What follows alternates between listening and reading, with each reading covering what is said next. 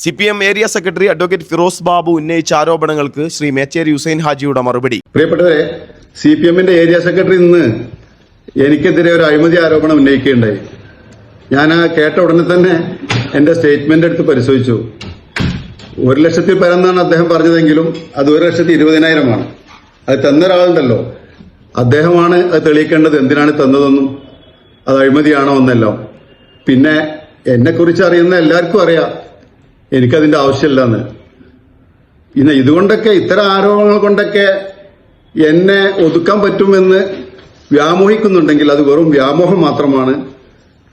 എന്റെ പൊതുപ്രവർത്തനവും മഞ്ചേരിയുമായി ബന്ധപ്പെട്ടുള്ള പൊതുപ്രവർത്തനം ശക്തമായി തുടരുക തന്നെ ചെയ്യും.